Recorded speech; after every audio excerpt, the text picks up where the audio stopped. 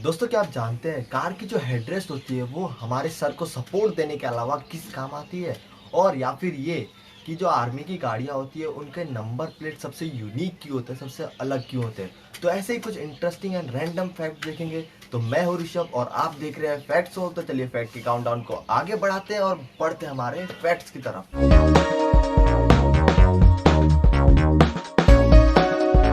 Fact number 10। दोस्तों, क्या आपको पता है जो सेब है, एप्पल, वो पकने के समय में अपने बॉडी से इथाइलिन गैस रिलीज करता है।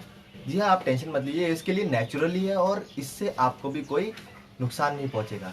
इनफैक्ट ये गैस उसको पकने में बहुत ज़्यादा हेल्प करती है। ये गैस उसको पकने के जल्दी पकने में हेल्प करती है।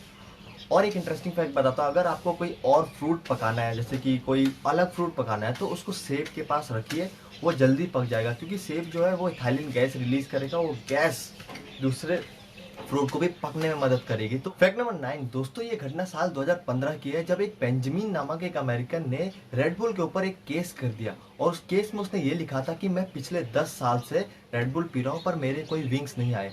एक्चुअली उस टाइम रेड बुल का जो टैग लाइन था वो था कि red bull give you wings, मतलब कि जो भी रेड बुल पिएगा उसके विंग्स आ जाएंगे। पर उसका कहना ये था कि मैं 10 साल से रेड बुल कंटिन्यूसली पी रहा हूँ बट मेरे कोई विंग्स नहीं आए।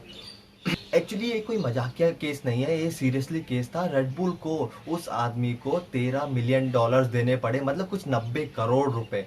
मतलब रातों रात वो करोड़पति बन गया। आप इस फैक्ट को देख के ऐसा मत कर दीजिएगा कि आप किसी कंपनी पे केस कर रहे हैं। जैसे थम्स अप हो गया, उसका टैगलाइन है टेस्ट द थंडर, मतलब कि आपको ठंडर का टेस्ट नहीं आया तो आपने केस कर दिया। Fact number 8। दोस्तों, क्या आपको पता है जो ये हेडरेस्ट होता है वो एक हेड को सपोर्ट करने के लिए, मतलब आपके सर को सपोर्ट करने के लिए तो होता ही होता है, बट एक और काम होता है उसका जो बहुत ही मेन काम है।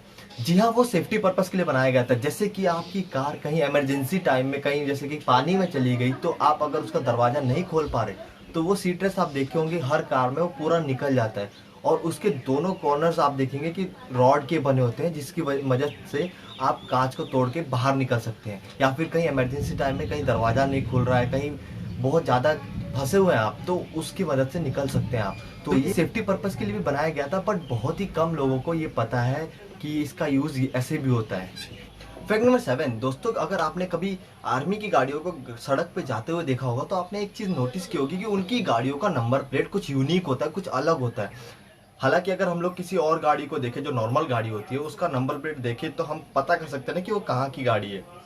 जैसे कि अगर यूपी के तो यू और पी आगे स्टार्टिंग से लगा होता है, तो हम पता कर सकते हैं। बट उन गाड़ियों का नंबर प्लेट बहुत यूनिक होता है। ऐसा इसलिए होता है क्योंकि जो नॉर्मल गाड़ियां होती है वो आरटीओ द्वारा रजिस्टर की जाती है, मतलब आरटीओ के अंडर में रजिस्टर की जाती है, आरटीओ उसको नंबर देता है। बट जो मिलिट्री की गाड़ियाँ होती हैं वो डिफेंस मिनिस्ट्री के द्वारा रजिस्टर की जाती है और उसको डिफेंस मिनिस्ट्री के अंडर में ही रजिस्टर किया जाता है और उनकी तरफ से ही नंबर मिलता है, जो ये यूनिक नंबर होता है। और एक खास बात यह है कि उन गाड़ियों पे जो नॉर्मल गाड़ियों के रूल्स एंड रेगुलेशंस होते हैं वो फॉलो नहीं, मतलब लागू नहीं होते हैं। Fact number 6। दोस्तों, आपने कभी ना कभी अपनी लाइफ में एटीएम में गए होंगे या एटीएम यूज़ किया होगा, यूज़ तो किया ही होगा। तो आपको क्या कभी सोचा है आपने कि ये एटीएम मशीन किसने इन्वेंट की है?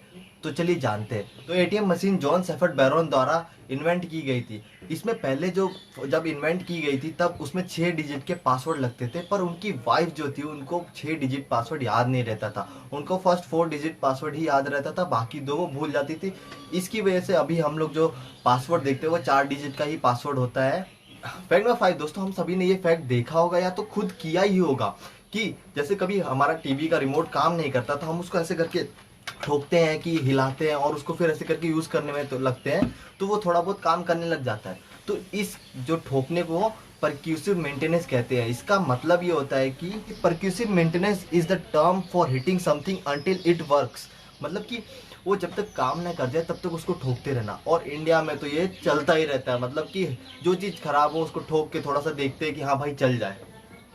Fact number 4। इजिप्ट में एक बहुत ही अनोखी लाइब्रेरी है जिसका नाम अलेक्जेंडर लाइब्रेरी है।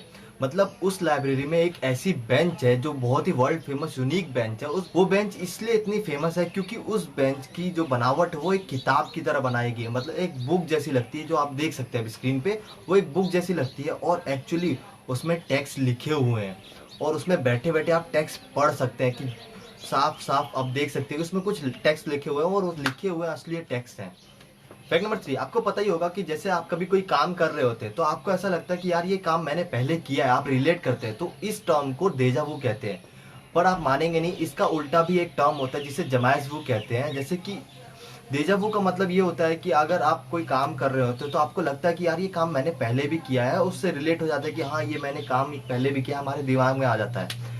बट जमाइज वू का मतलब वो होता है कि जैसे आपकी कोई फैमिलियर चीज, जैसे आप रोज स्कूल जाते हैं और एक दिन अचानक आपको लगता है कि यार ये मेरा स्कूल है, क्या ये मेरा स्कूल है, ऐसा कभी फीलिंग आती है, तो उसको जमाइज वू कहते हैं। मतलब कि एक फैमिलियर चीज, फैमिलियर जगह हमारे लिए अनफैमिलियर लगे उस टाइम पे, उसको जमाइज वू कहते हैं।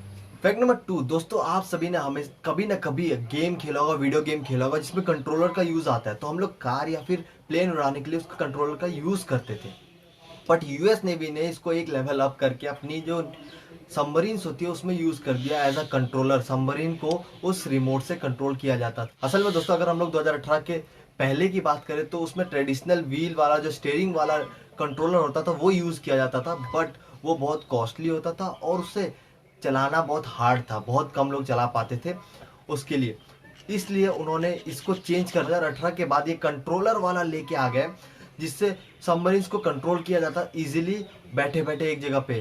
फैक्ट नंबर 1, दोस्तों ये फैक्ट करंट अफेयर से रिलेटेड है कि अभी क्या आपको पता है कोलकाता में दुनिया की सबसे पहली ट्रॉम लाइब्रेरी का उद्घाटन किया गया है। अमेजिंग बात यह है कि इस चलती फिरती लाइब्रेरी में फ्री वाईफाई मिलता है स्टूडेंट्स के लिए, और आप जान के हैरान हो जाएंगे कि इस लाइब्रेरी का किराया सिर्फ 20 रुपए है। सिर्फ 20 रुपए देंगे और आपको फ्री वाईफाई और बुक्स पढ़ने को मिल जाएगी चलती फिरती लाइब्रेरी में।